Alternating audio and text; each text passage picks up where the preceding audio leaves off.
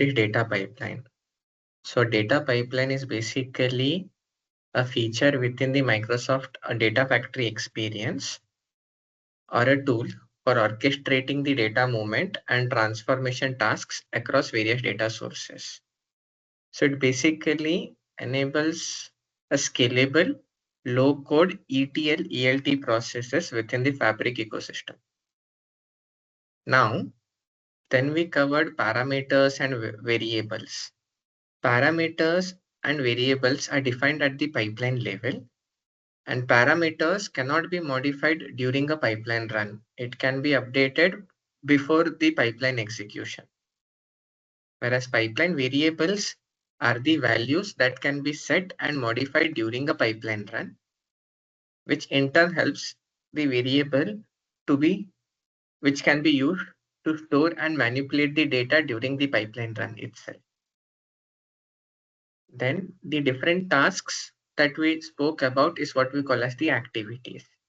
There are different types of activities, and we covered two main activities. That is the wait activity that enables us to wait for a specific period of time, and set variable activity, it is to assign or update the variable whilst the pipeline is getting executed.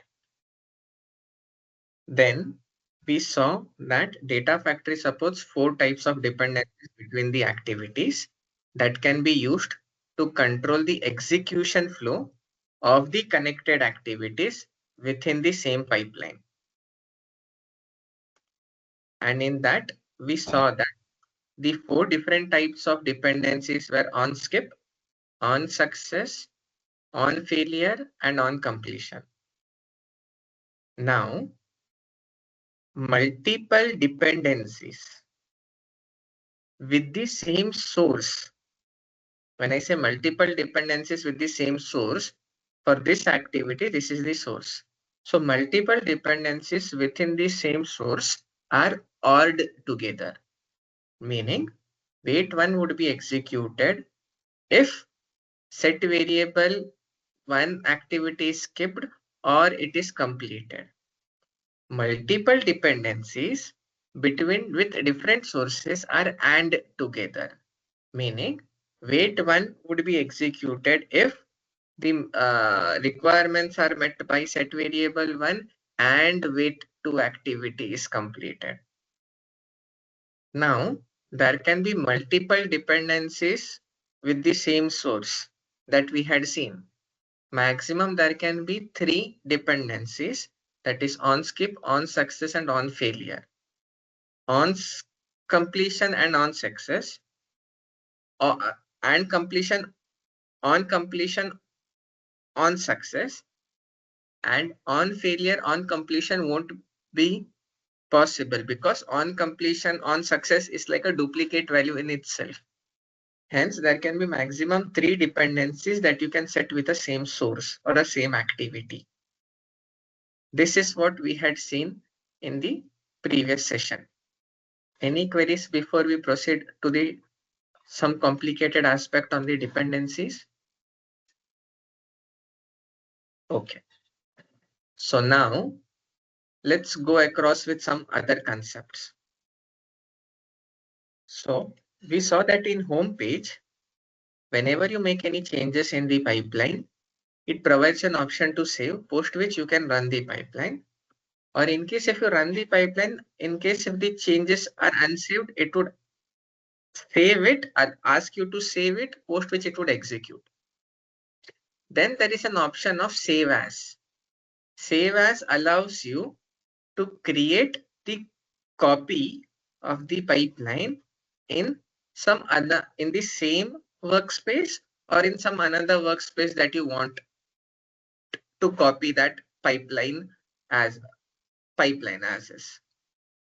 So for now, we do not want to copy this pipeline in any other workspace, hence we'll ignore this save as aspect. Then coming to the settings. Under settings, as usual, you have the pipeline name description. This is the concept with respect to the takeover that we had seen for the lakehouse, which would cover for all the other entities once we cover the security and the governance. Then there is endorsement, which we can ignore for now, tags, which we can apply. Schedule is something that we'll discuss in detail tomorrow. Now imagine that, let's say I save this pipeline.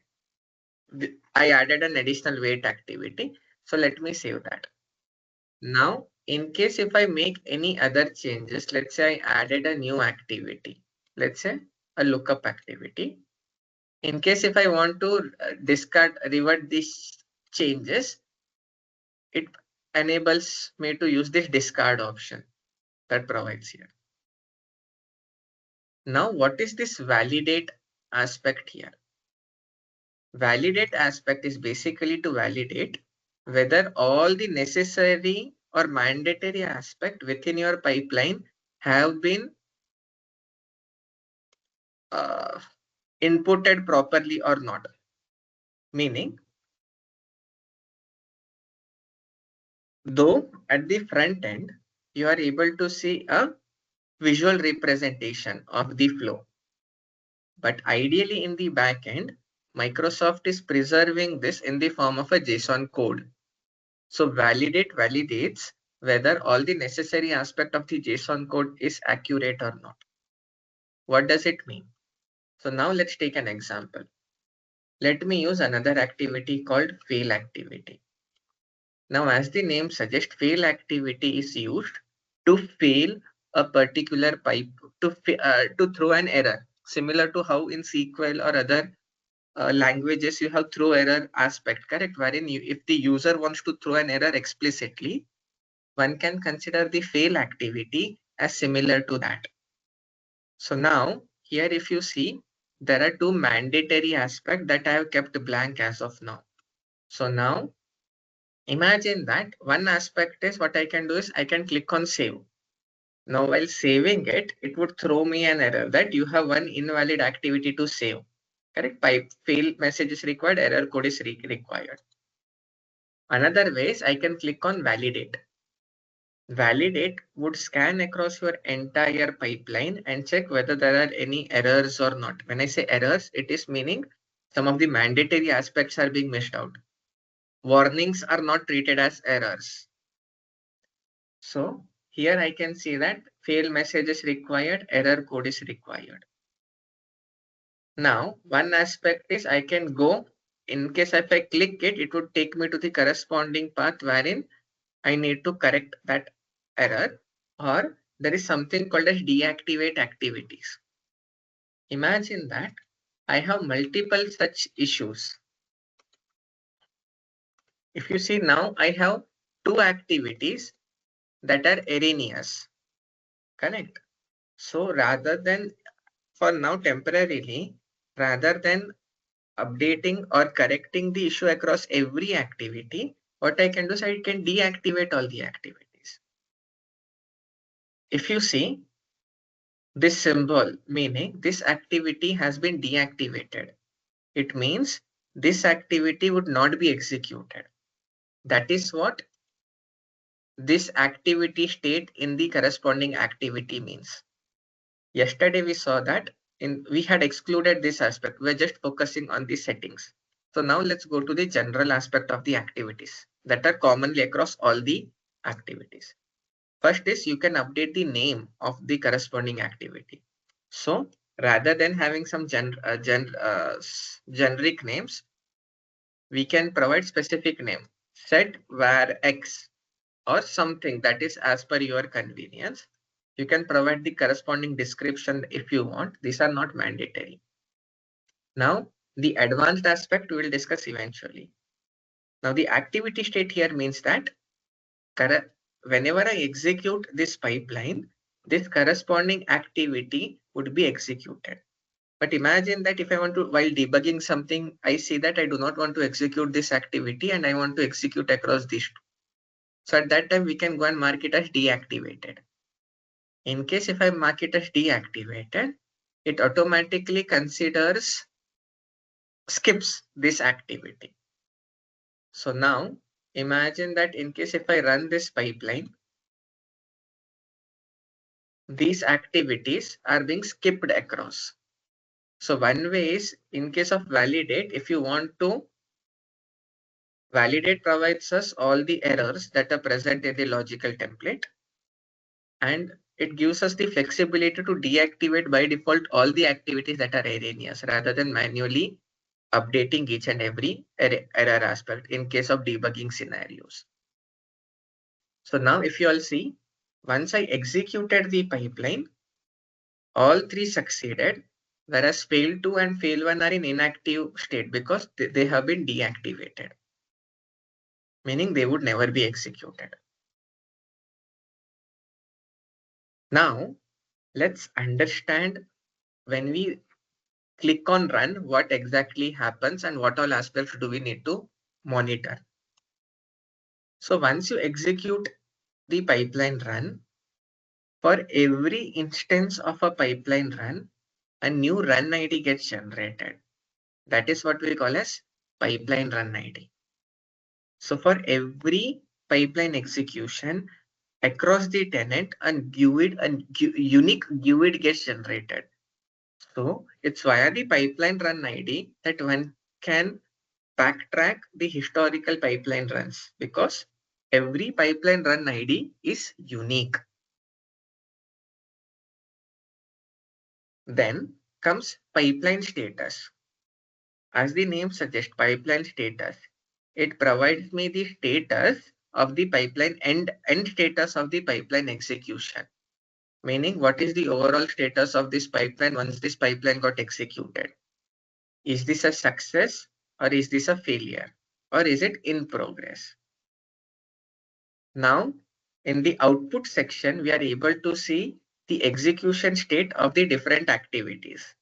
And you can order it by the start time, meaning in the ascending order in which the flow got executed. And correspondingly, you can check what was the input for that activity and what is the output of that corresponding activity for debugging purposes. So this is one view when we execute the pipeline run. Now, I can also check some additional details like who is the owner of this pipeline. If you all remember the concept of owner, the person who has created the pipeline and someone else has not taken over it, he or she becomes the owner. Once someone takes over that pipeline, he or she becomes the owner of that aspect. And that is what we had seen in the settings. Then it was run by, meaning was it manually triggered? Yes, I had manually clicked on run rather than some automated flow. What was the start time? What was the end time? How many parameters were provided? And what is the pipeline run ID? And you can also export these details into the CSV. Now, in the column options,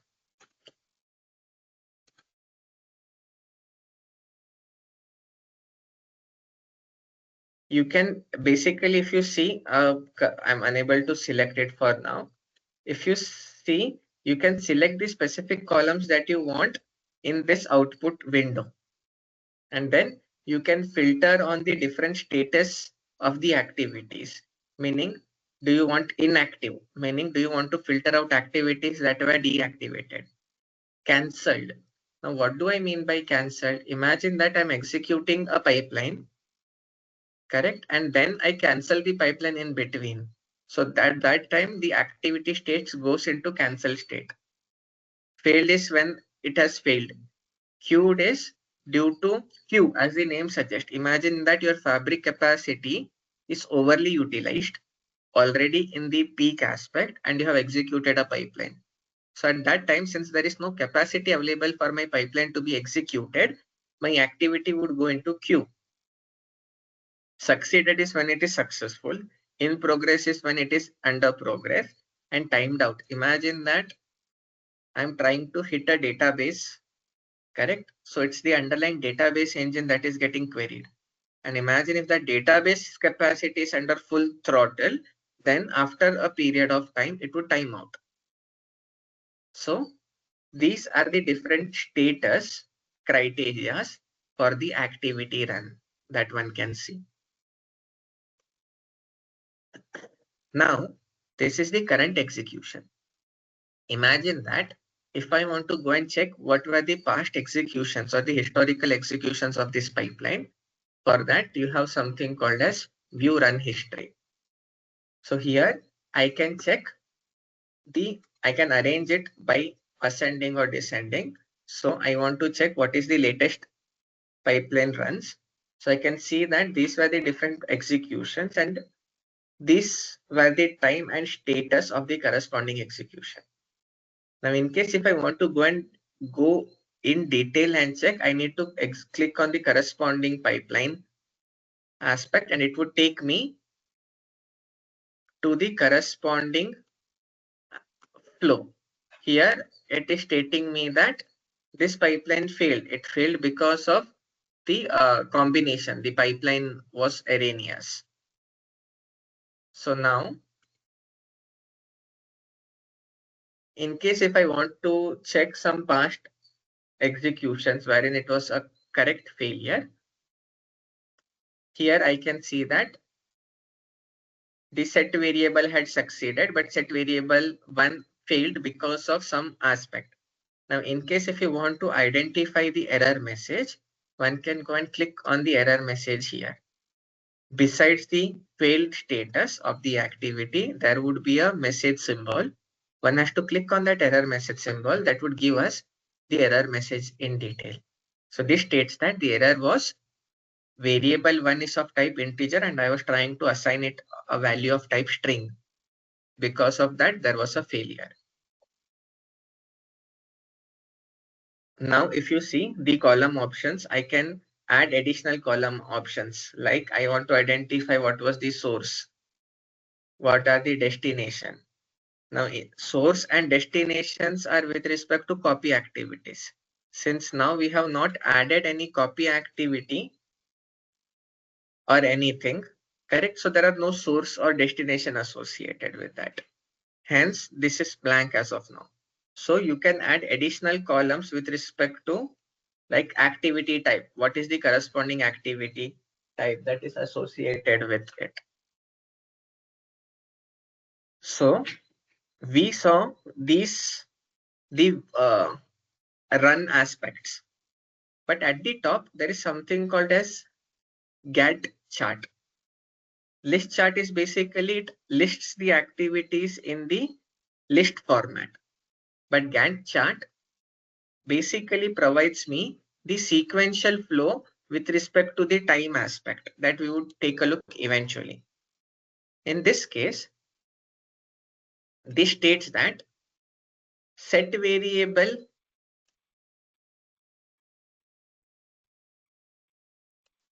two and set variable one. Okay, this is providing me the pipeline was modified after this pipeline and the current pipeline configuration is shown here rather than the original pipeline. So in the original pipeline, I had set variable 2 and set variable 1 that were getting executed, and on this aspect, then there was a wait period. All three were getting executed parallelly. This indicates that all of three are getting executed parallelly. Of that, the wait activity succeeded and the duration of that wait activity was 1 second.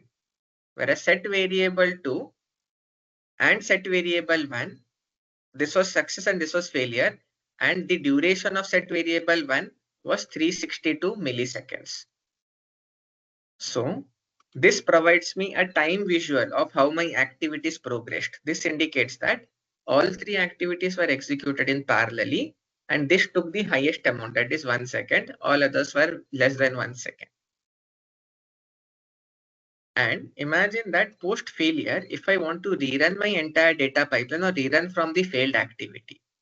Now, what do I mean by rerun from failed activity? Imagine that these two activities were successful and this activity failed, and post this activity, there was another activity.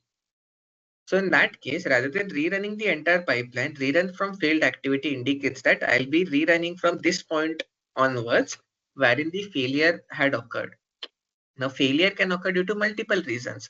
It can be bug or it can be some timeout issues, etc.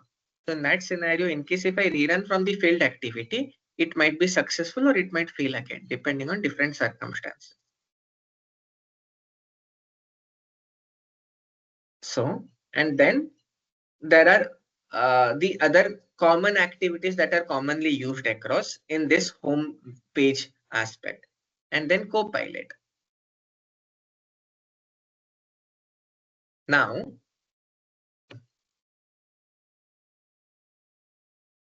let's ignore this Copilot for now. If you see, it looks like you do not have access to Copilot with your current SKU because Copilot is enabled only for paid SKU. It's not F64 or higher. This is a wrong error message that Microsoft has yet to be updated. The FSKU F capacity has been increased or decreased to F2. All paid capacities supports Copilot. Since mine is a Fabric trial, hence it has failed, and we'll take a look into Copilot tomorrow. So then let's move to the Run tab. Run tab also contains majority of the same aspect that is present in the Home tab. That is validate your JSON, run your JSON, ignore these two for now, and view run history that we already covered across. Now, in the view, in the activities, it provides me different set of activities that are available. Activities are the tasks that we want to do on the respective date on the data. Then let's come to the final tab, that is view. View is, as the name suggests, how do I want to organize or view my corresponding JSON the visual representation of my data pipeline. I can zoom to the fit, I can auto align it as per necessity. And then there is something called as edit JSON code. If you all remember, I stated that whatever changes that we are doing in the visual layer via drag and drop, etc.,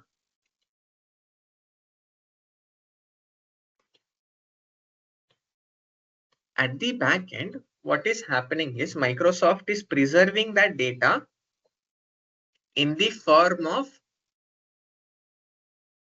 JSON code itself. So auto align meaning, if you see, I'm arranging him haphazardly, it would auto align it as per necessity.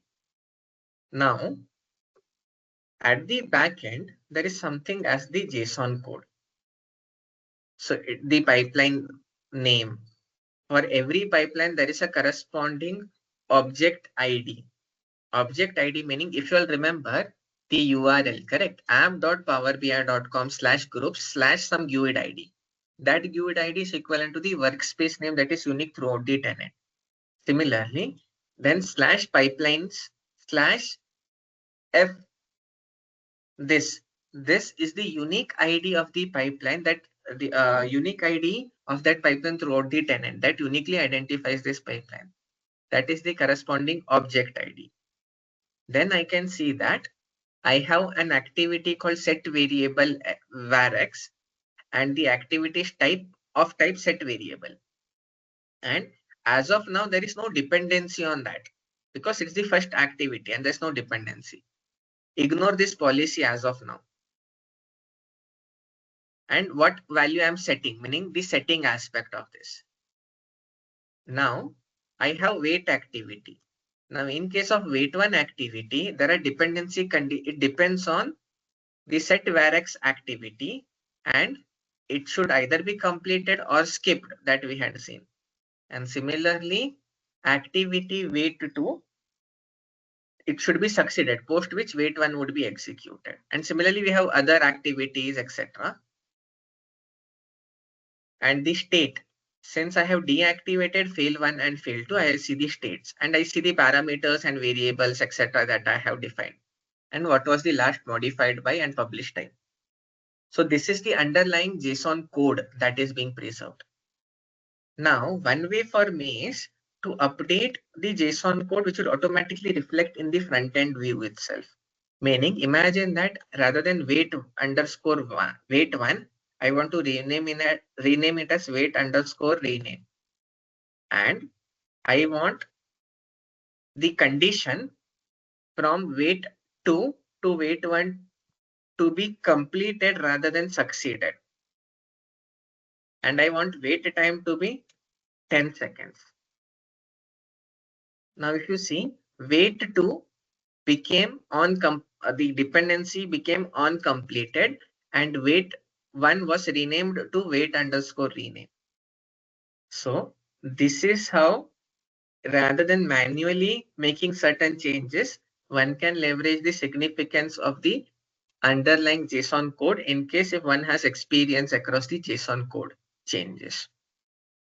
Imagine that if all the wait activity needs to be default 10 seconds, then rather than manually clicking on all wait activity, what I can do is I can mass change it. I can change this across all the, I can replace it in one click across all the wait activities in a matter of 1 second, rather than manually clicking across each wait activity, going into settings and making those changes. So that is the benefit of the edit JSON.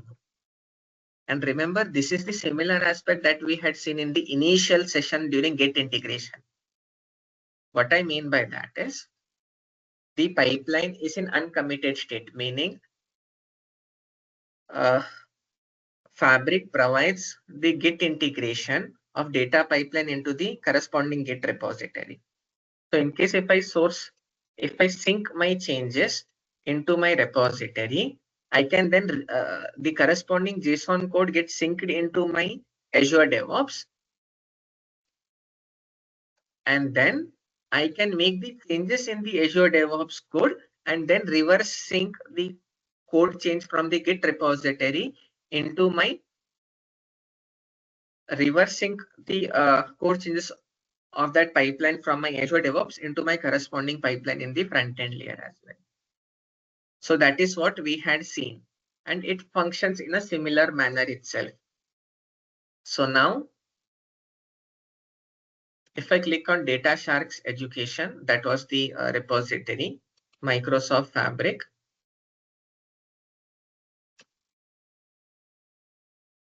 Repositories, DevOps integration. If you see pipeline underscore one dot data pipeline got synced, if I check the corresponding JSON code, it provides me the corresponding JSON code that we saw in the edit JSON aspect. So this completes the view layer of the data pipeline, except for these three properties and the schedule and the trigger properties. This we need to cover in detail. So any queries up till now?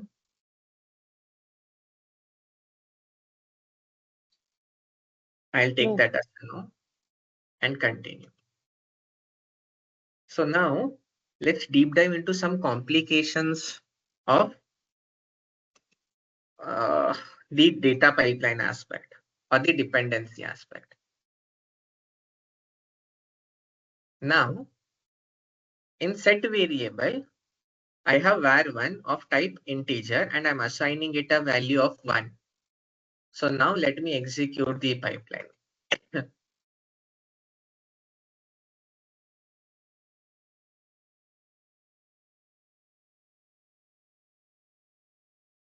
So now my pipeline is getting executed.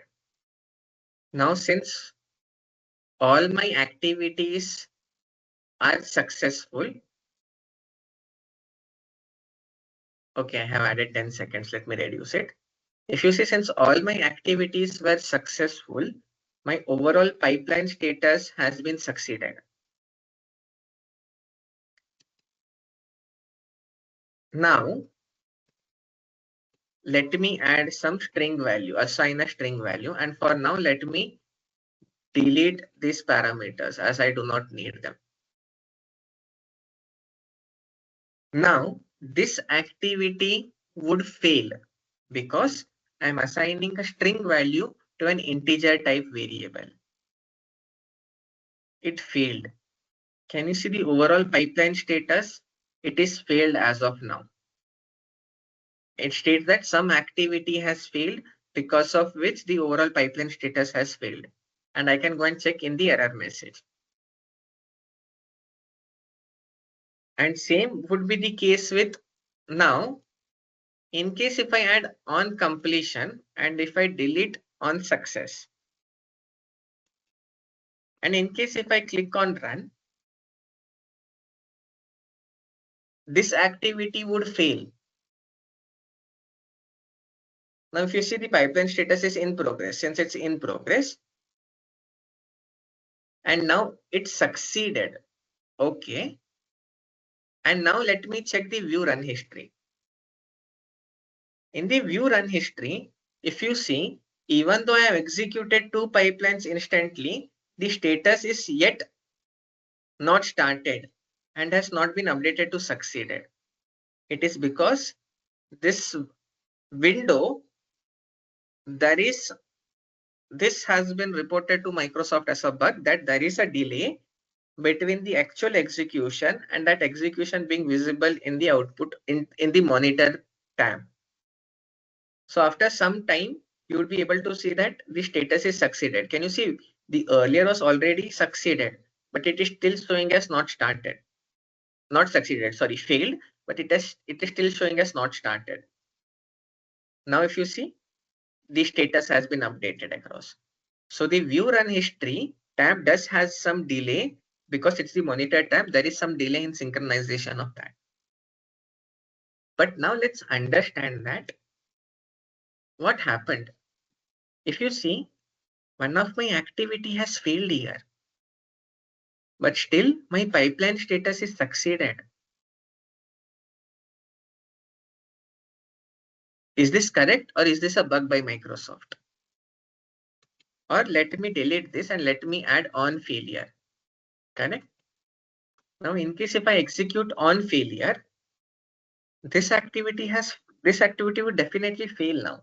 Correct? Because anyhow, I'm assigning a string value to an integer variable. But if you see the pipeline status is succeeded, is this correct? Or is this a bug by Microsoft? Shouldn't the pipeline status be failed because one of the activity had failed? Why is it showing the pipeline status as succeeded? Any thoughts? Because we are giving explicitly on failure, but the pipeline actually succeeded. So our requirement is the next activity should be run in case of previous activity failed. So that condition we have only given. So do you mean to say this is expected and not a bug by Microsoft? Yeah, I guess. Okay. Who all feel that this is not a bug?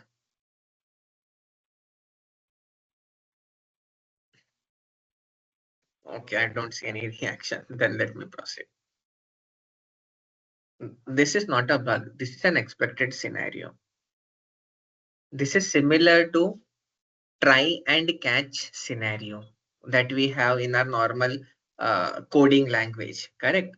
Wherein we already know that there might be an error, and for that I'm already trying to catch the corresponding error by a particular flow.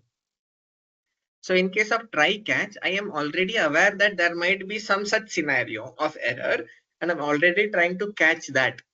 Hence, because of the try catch scenario, it's a successful aspect. Meaning, since I know, meaning there is a definite path that this does not have any other path other than failure. Correct? Meaning, is there any future path for it? No. Meaning, I am already aware that this is the end status, but in case if there is any failure, correct, catch hold of that failure. Meaning, I am already prepared for the corresponding circumstances. Hence, this try catch scenario is a successful aspect. On failure or completion, meaning the subsequent, even though the current activity has failed, there are no future activities other than the next aspect. So the corresponding pipeline would be successful if the next activity is successful, even though the previous activity has failed with no other path other than the latest path itself. I'll reiterate what I said. This is considered as a try-catch scenario, wherein in case of any failure, I'm already holding it with the execution of the next activity because there is only one path that is present. So the pipeline status would be succeeded if your previous activity has failed, but there is only one path in which the next activity has got executed successfully. So since the next activity in the single path has got executed successfully, even if the previous activity has failed, the overall status of the pipeline is successful. This is try-catch. Now imagine that let's say I add a wait activity. I state that on success of this activity, proceed here. On failure of this activity, proceed here. So now in this scenario, if I execute the pipeline, what would be the status of the pipeline execution? Would it be success or would it be a failure?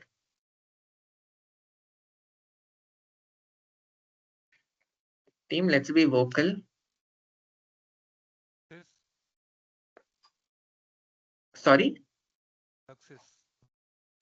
It would be a success. Fail. Okay. Sorry, someone said it would be fail, correct? What are Yeah. the thoughts across? Some said it is a success. Some are saying it's a failure. Who all feel that it would be a failure?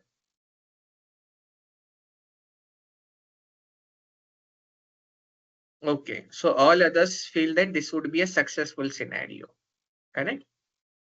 Let's run this.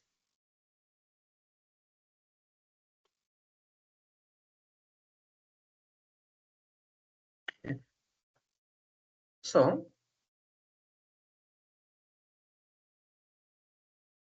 it's in progress. Can you all see the overall status has failed? If you remember my statement, in case of try-catch, I had stated that the pipeline status would be successful if the previous activity has failed, and in case if there is only a single path in that the next activity that got executed was successful. Is there a single path in this activity of flow? No, correct? There are two paths that I have here. Meaning, basically in my architectural flow, I was expecting the flow to have gone in this direction. That is, I wanted it. Okay, let me reiterate my statement. Basically, I'm expecting that all the paths that have been associated up till now we considered a single path, correct? But there is some more enhancements to that. Basically, I was expecting the flow to go in this route, correct? But this never got executed and this got executed. Since my expectation was this route, but since this got executed, it is because of that it failed. So I'm expecting that my successful path should have got executed. Since this was not executed, it failed. It means let me improve upon my previous statement that I made. If across multiple flows, if any activity is succeeded in the subsequent flows post the failure of the activity, then it would be successful, else it would be a failure. Meaning, if this activity would have got executed and this activity would have executed, then the pipeline status would have been successful. But this is do if else scenario. Because of if else scenario, this path didn't get executed and the overall pipeline status was a failure. So now rather than success, in case if I make it on completion, execute this, would the pipeline status be a success or a failure now? Successful. Success. Let's see.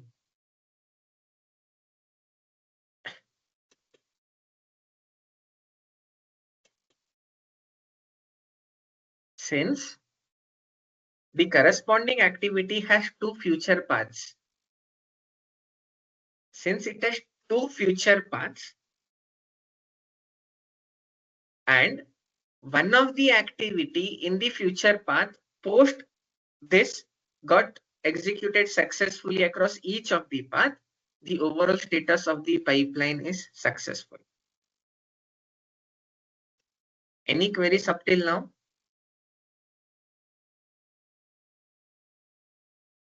Any queries, confusion? Now, let me go to the do if else scenario. That success or failure is like an if else, correct? So this is bound in this scenario, the execution of the pipeline is bound to fail. But imagine that with this flow, with some minor tweaks, if I want to make the pipeline status successful, what change should I make? Now, if I run this pipeline, the pipeline status would be in the failed state because this is not getting executed. And at least one of the activity across all the paths should be successful for the overall pipeline status to be successful. But imagine that I want in this scenario, with some minor tweaks, I want to make the pipeline status as successful. What should I do? I'll give 1 minute for you all to think. Did you all understood the question? Yes, Nandan. Yes, Nandan. You understood. So take some time and think that in this circumstance or in this scenario, with some minor tweaks, I want to ensure that the pipeline status would be successful even if this activity fails. What should I do?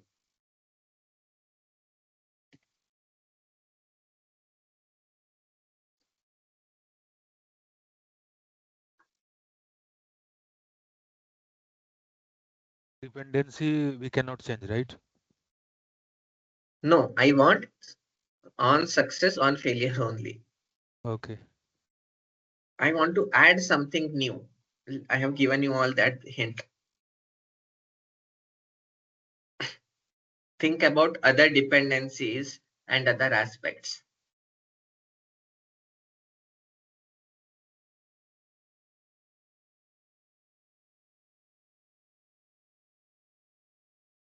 No one else has any idea? Just you all can try, correct?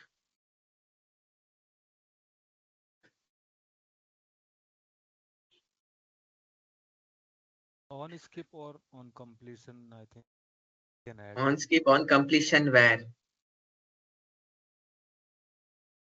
That is confusion. Okay. So basically, I want wait one activity to be executed on success of this activity. But in this case, this is fail. Since this is failed, in failed state, this would not be executed, meaning this would be skipped. Oh, But Nandan, I want just some activity in this path to be executed. So in that case, what I can do is I can add an activity, post this activity and make it on skip. Since I know, correct, this would be skipped because this got failed. So on success, this would be skipped. And then since it is on skip, this activity would be executed. So this is called try, catch, exception. So now in case if I run the pipeline now,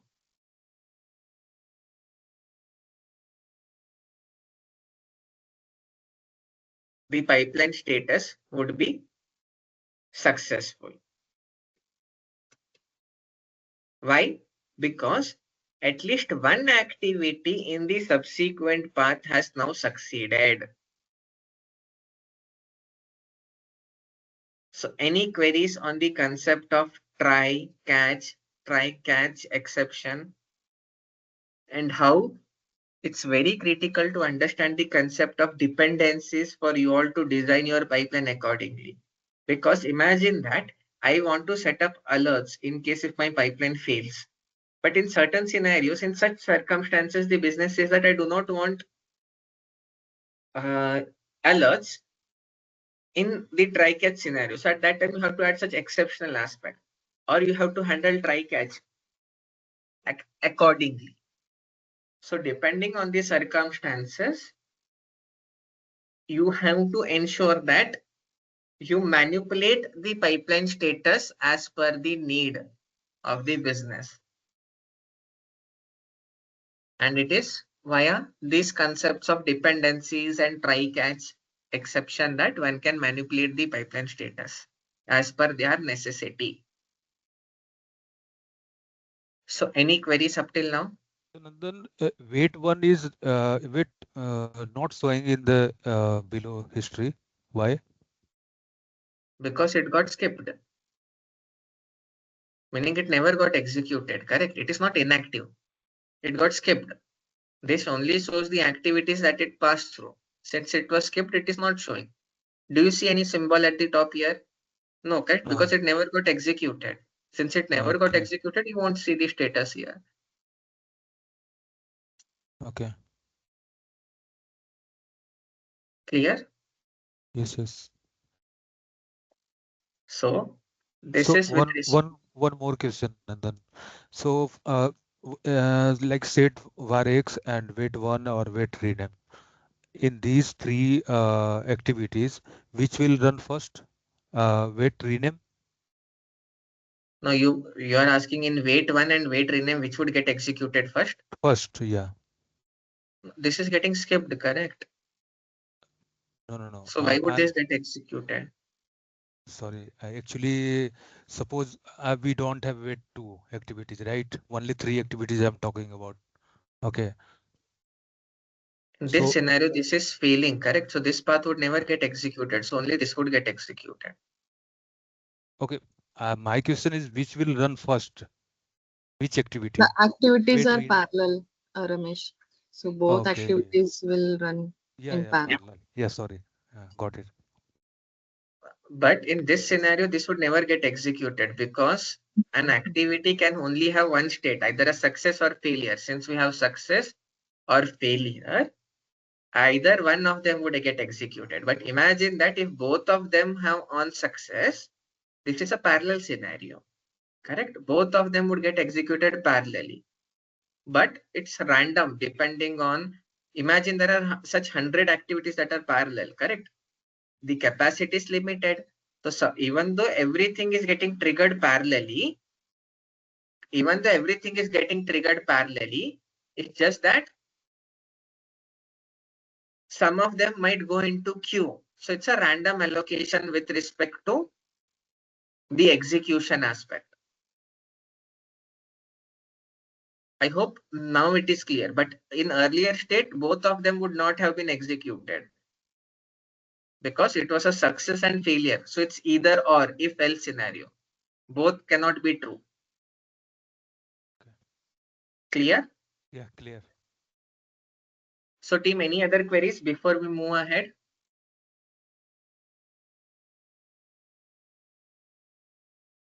Yes या no to bolo so that I'll understand. No. No, Nandan.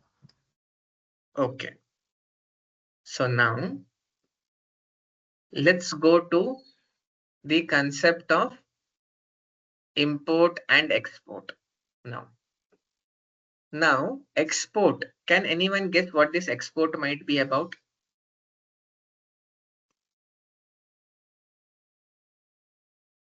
What does this export? Sorry. Export the data to somewhere. What data? What data? When you said data, correct? What do you mean by data here? Output. JSON Output. code of PDF. It's not the output, because in the output you already had that visibility, correct, to export it as CSV, correct? And then you also export and import. How can you import your output? No. Import we cannot. So it will export like the pipeline with the activities. With all Meaning activities. someone already stated something. It would export the pipeline with activities. Meaning what? Someone stated. I don't remember. JSON code of that pipeline. Perfect. See, remember everything, the underlying aspect of this pipeline is the JSON code, correct? So one way for me is to save it as and copy it into some another workspace. But remember, now let's take a scenario that I have two tenants. I want to copy the pipeline from the one tenant into another tenant, correct? In that scenario, save as option won't be sufficient for me to clone that pipeline into another tenant, because save as only provides me the workspaces that are bound to the current tenant in which this pipeline exists.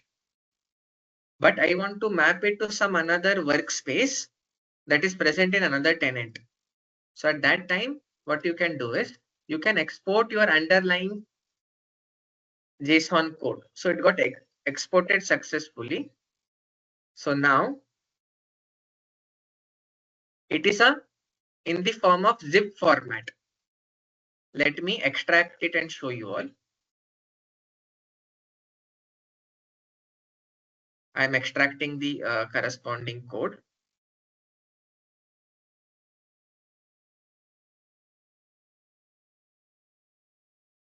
Now, if you all see that I extracted it and it is pipeline 1, and it provides me the corresponding pipeline JSON code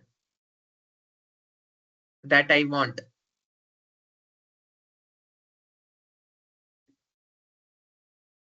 This is the corresponding pipeline JSON code.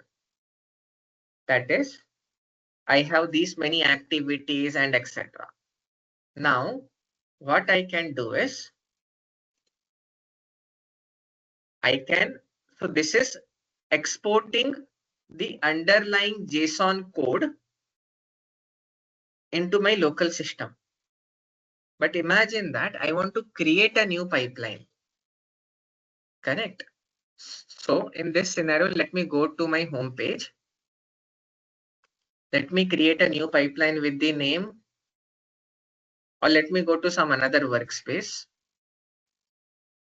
Let's say optimization workspace, and I want to create a new data pipeline.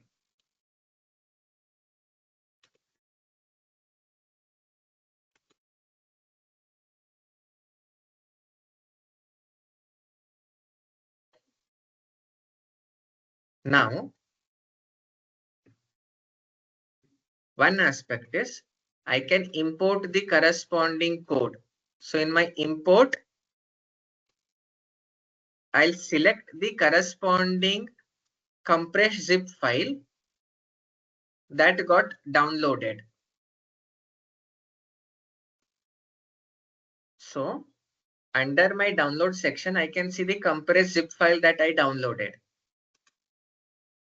So now it provides me the download template in this format, and I'll say use this template. And my pipeline got imported within my another pipeline, the JSON code. Any queries on the concept of import and export and import templates?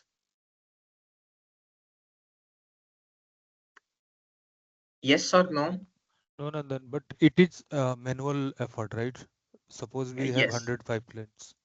Yes, it's a manual effort. So suppose we have like multiple pipelines, 100 pipelines, then how can we proceed? So in that case, Git integration. Correct. If you remember, if I have 100 pipelines, I already have, let's say that my pipeline, my workspace Let's say my workspace in tenant 1 contains 100 pipelines.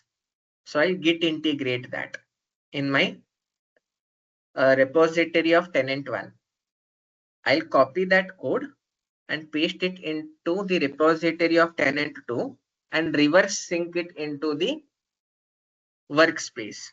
In that way, all my 100 pipelines in a span of 15 minutes got replicated into my corresponding tenant 2 workspace.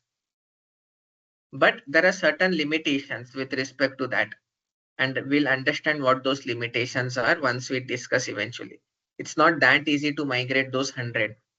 As I said, correct? There are some challenges depending on different types of activities that we use.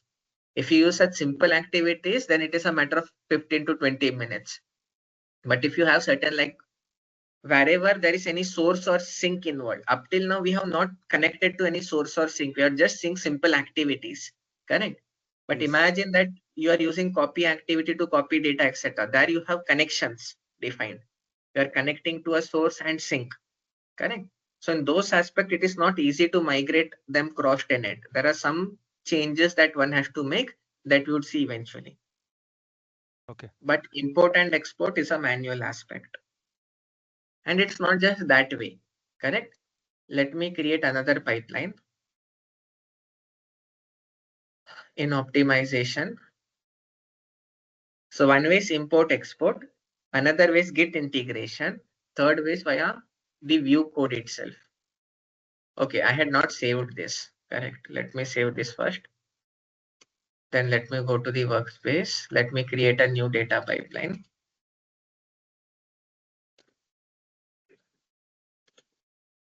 So one way is import and export. Another way is, imagine you are the same developer who is making changes or copying across, correct? Export and import might take some time. So rather than that, what you can do is go to the edit JSON code, copy the entire JSON code, edit JSON code, and connect. If you see the JSON code, name object ID, correct? I cannot copy the object ID. It has to be same, correct? I just have to copy name object ID. I'll keep it as is. I just have to copy the properties section.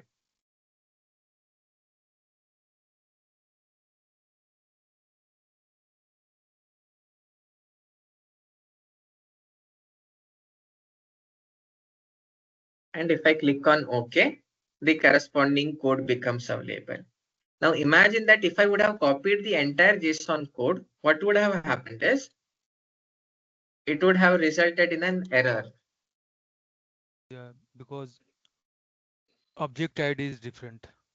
No, it's not just object ID. Okay, let me revert it. Correct. Let me take one step back. Discard changes.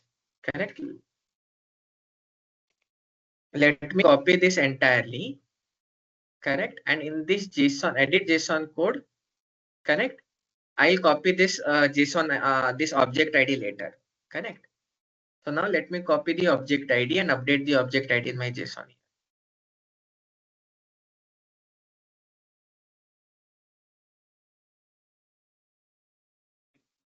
Because renamed is not allowed for JSON editor.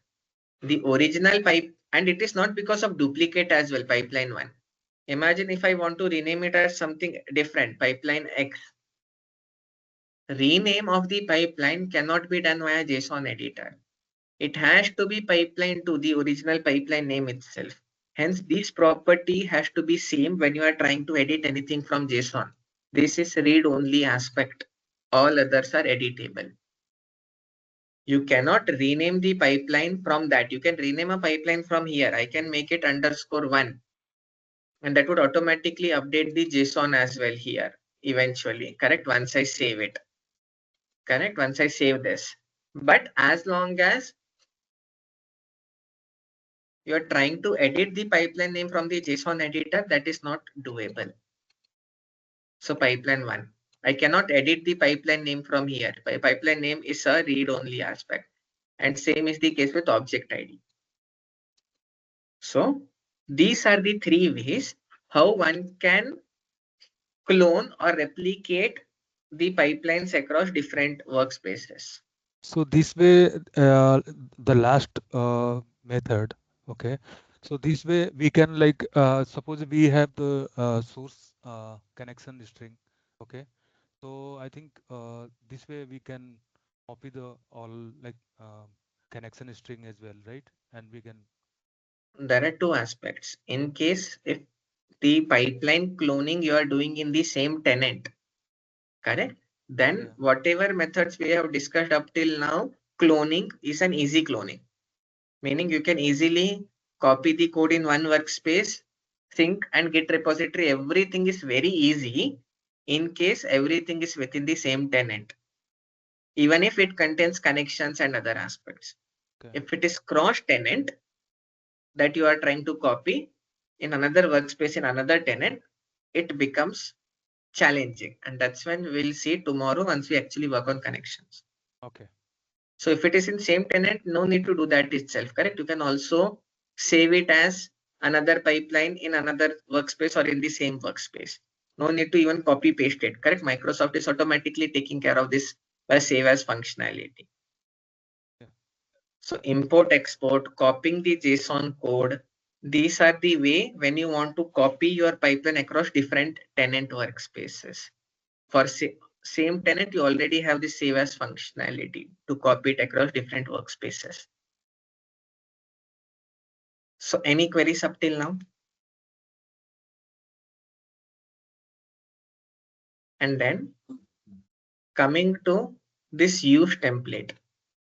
Now this user template, basically, there are some fixed architectural flows that are already available, correct? Meaning, I want to copy data from my Azure Data Lake to Lakehouse, or I want to extract data from Microsoft Graph Data Connect for getting oversharing insights. Or if I want to move files, etc. So these are some of the fixed templates that Microsoft has already provided. So in case if I use this template, I can automatically leverage this complicated pipeline automatically. But remember, in my template, I only had normal activities. I didn't have any connections. But imagine if you have any activity wherein you need to connect to a source or sink, at that time in the template, it provides you with the connection dropdown. So which connection do you want to select within your code? I can select the corresponding connections. I do not have connection for this type.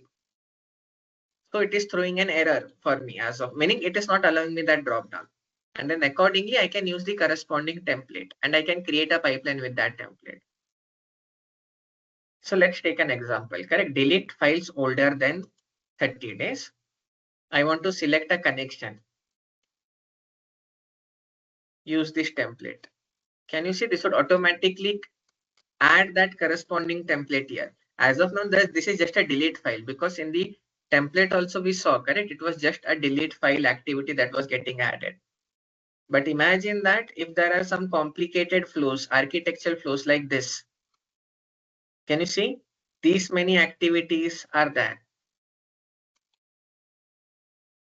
Now, it automatically created this framework for me. Any queries on this use template? Use template is fixed set of templates that Microsoft has provided to us. So you can import template from here or from here. It's the same aspect if you have your own generic template, but these are fixed templates that Microsoft has provided to us, which can be used across. And that's the similar case in Azure Data Factory as well, or Synapse Data Pipelines as well. So will it work for same tenant or cross tenant as well? This is a template, generic template, correct? In case if you are in another tenant, you would have connections within that another tenant, which you can import. Everything is dependent on the concept of connections. Yeah. Connection meaning you are connecting to your source or destination in which you want to do your data transformation. Yes. Clear? Yeah. Okay. So now we covered everything except schedule and trigger. And we have covered all other aspects, at least in the tab section. And we would eventually cover all the not all the activities, some of the major activities in the subsequent sessions and the Copilot aspect. But now let's understand the scheduling aspect. Now, add, trigger, and schedule are two mechanisms via which you want to trigger your pipeline. Run is a manual way of how I execute or trigger the pipeline. But in case if I want an automated way for my pipeline to get executed, so at that time, I'll use something called as schedule or trigger to trigger my pipeline in an automated way. So now in this case, let me update it back to 1, save it, keep the pipeline simple. Now, first option is schedule, wherein you schedule it as per your requirement. By default, this schedule is off. So I can enable it and I can make that execute this pipeline by every minute. Execute this pipeline every 5 minutes, starting from today till a specific end time. And this is not mandatory. The end time is not mandatory.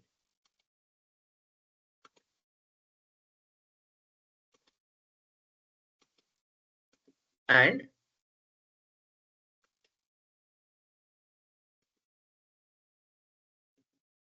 now, though it states that end time is not mandatory because there is no symbol, but one has to provide an end time. This has been reported to Microsoft as a feedback that imagine that I do not want an end time. I want this pipeline to get executed infinitely till infinite time, till the time I say otherwise. There is no need for me to provide an end date time. But in this scenario, until unless I provide an end time, Microsoft does not allow me to apply that change. So I can execute. So what this configuration states that I can execute this pipeline every 5 minutes, starting from 9 a.m. today till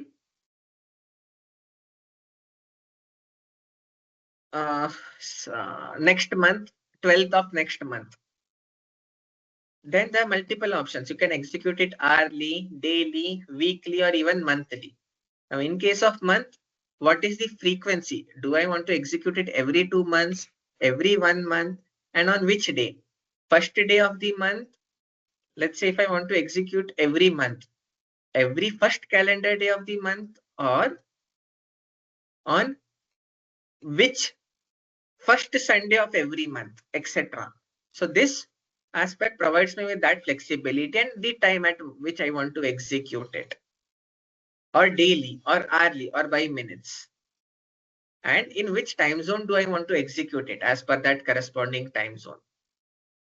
So that you can provide and configure your corresponding pipeline run. Now, unfortunately, unlike Azure Data Factory, wherein one pipeline could have multiple schedules. Imagine that I have a requirement wherein I want to execute a pipeline on an hourly basis, on a daily basis, on 3 o'clock and 5 o'clock. Daily, it should get executed at 3 o'clock or at 5 o'clock.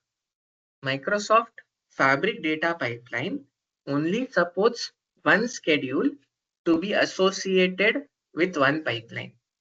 Even though I have there would be definitely a requirement, correct, wherein I want to execute a pipeline at multiple times within a day. So at that time, I have to create multiple aspects. One aspect is how I can do is, since it's daily at 2 times, I can add a time, let's say 3 a.m. and then I can add another time, 4 p.m. This would work. But imagine that I want it to be executed daily at 3 a.m. and let's say monthly on every Sunday. Now I cannot combine daily and monthly together. So in this scenario, unfortunately, we are stuck in case of Fabric data pipelines. In case of Fabric data pipeline, you can associate only one schedule to one pipeline. You cannot have more than one schedule to a single pipeline. Now, how to overcome that challenge, etc., we will discuss in the subsequent sessions. But I hope you all understood the limitation of this schedule. Mapping or having a cardinality of 1:1 between a schedule and to a pipeline is a limitation. Now that can be overcome by multiple scenarios, but that leads to an overhead maintenance, which we'll discuss eventually. So any queries on this schedule aspect?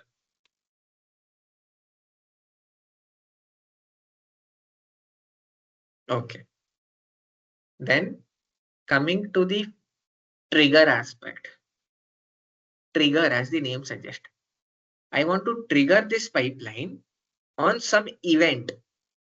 Rather than a fixed schedule, I want to trigger this pipeline based on some event that is occurring. That is what we call as event-based triggers. So on that aspect, let's go to the trigger aspect. I would just explain this as a layman aspect today and we'll see the practical implementations tomorrow. So now I want to set an alert. I want to select the source. So these are the different events via which I can trigger the pipeline. I can state that OneLake event. If anything, if any file or folder is created, deleted, or renamed in my OneLake corresponding lake house, I can trigger the corresponding pipeline. Meaning, there can be a scenario wherein once my lakehouse table has been updated or lakehouse, a file has been uploaded in my lakehouse file section, I want to trigger my pipeline. Or imagine that someone has deleted something from my corresponding workspace. I want to send a notification that something was deleted to the admin of the workspace. Meaning I want to trigger a pipeline. Or in case in Azure Blob Storage, if some file arrives, I want to trigger some pipeline. This is what we call as trigger related events or event triggers. This we'll take a look practically tomorrow. So this covers all the aspects of your data pipelines except the Copilot experience. Any queries before we move into some of the activities in detail? Then triggers concept in Fabric is different from ADF, right? Correct. Some concepts are same, like the blob event trigger is same, but unlike Fabric data pipeline that does support other types of events that you saw, correct? Workspace events, OneLake events, etc. Those are not supported in Azure Data Factory. And in Azure Data Factory, one can map multiple types of trigger to a same pipeline, multiple schedules. But in Fabric data pipeline, there can be only one schedule associated to a data pipeline, the schedule one that I'm stating. Any other queries?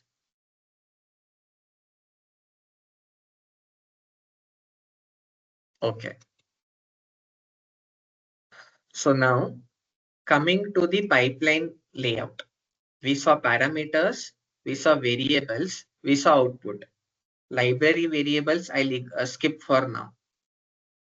We'll take it at the end of our bootcamp, if time permits. Comes settings. In settings, there is something called as concurrency, the number of simultaneous pipeline runs that are fired. Based on the concurrency and the statement, can someone tell me what does this property here signify? Or what would it be used for?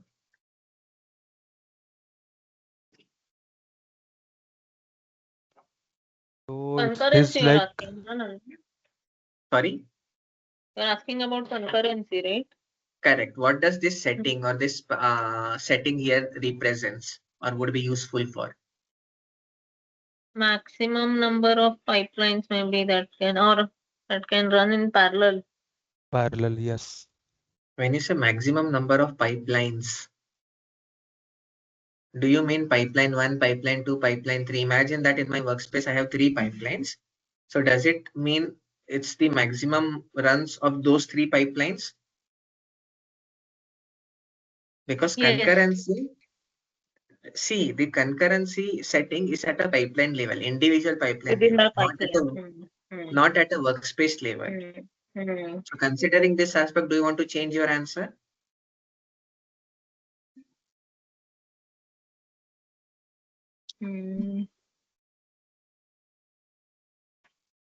Read the statement here. The number of simultaneously pipeline runs that are fired.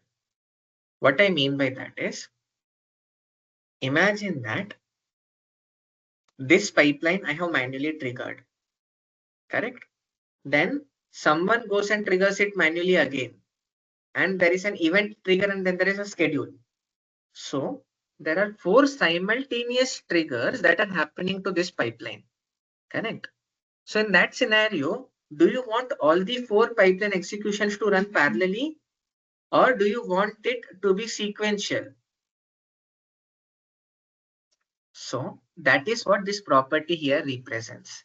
Meaning, imagine that this pipeline I triggered, then parallelly someone else who has access in this workspace, when this pipeline that I triggered is already under execution, someone else has also triggered it. And let's say a schedule also got triggered automatically because I had that schedule. So as of now, for this pipeline, there are 3 triggers. One is already in progress. In that scenario, do you want the other 2 to also get executed parallelly, or do you want the other executions of the same pipeline to go into queue? It is not different pipelines. It is for the same pipelines. In case if there are multiple triggers that occur simultaneously, do you want to run all those triggers of the same pipeline concurrently, or do you want to have them in a sequential or in a queued flow? That is what this concurrency parameter here represents. When it is blank, it means all the executions would be parallel. But in case if I make it 1, it means that even if there are other triggers, as long as this is in execution, all those triggers would go into queue state. Understood? One state's queue, that rest of them will go in queue, or the other way.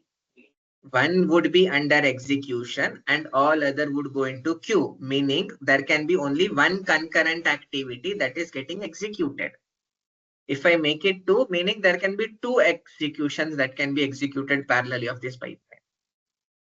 So one here represents that as long as one of the execution is in progress, all remainder executions or triggers would go into queue. If it is 2, there can be only 2 executions of this corresponding pipeline that can be parallelly executed. All other goes into queue. Understood?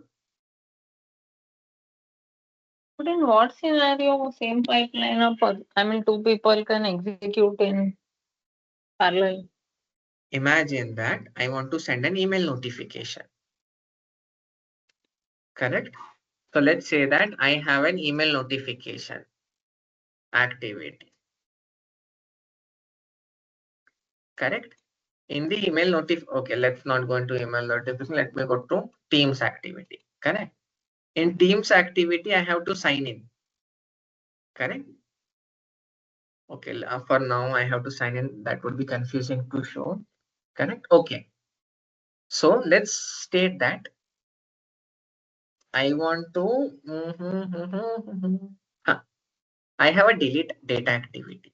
Delete data activity deletes something from the corresponding location. Correct? So let me take my lake house. Correct? In the lake house, I want to delete everything from that corresponding file path. It is taking time, correct? So let me state that I want to delete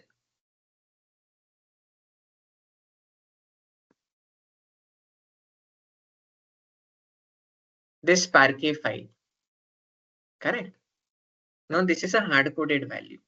But imagine that rather than that, what I make it, I add a parameter and then I use that parameter here as a dynamic content. So rather than a hard-coded value, I use a dynamic content wherein I ask users, I give the flexibility wherein user can trigger a pipeline and provide the corresponding value of the file name that he or she wants to delete from this folder. So in that case, imagine that I am executing a pipeline, I am deleting the Titanic file. But if someone else wants to delete some another file, this pipeline can be executed parallelly, correct? Is there a need of any dependency? No, correct. So at that time I can have generic pipeline. correct. Correct. In architectural world, there would never be hard-coded pipelines. Correct. You would be reusing certain pipelines in your framework, and we'll come to that. Basically, I can call one pipeline from another pipeline. So there would be some generic pipelines that we would be using, like the template pipeline that we saw, correct? So those generic pipeline needs to be executed parallelly across multiple other pipelines. In that case, there is no need of concurrency to be present. But in case if you're copying the data, then there needs to be sequential, correct? Because unless you have copied entire from one source, if you're parallelly trying to copy another, there would be data corruption that would occur. So depending upon your circumstances and use cases, you define the concurrency of the pipeline either as sequential by making it one or enable parallel executions. Am I clear in this? Understood, yeah. So, any queries before we close today's session?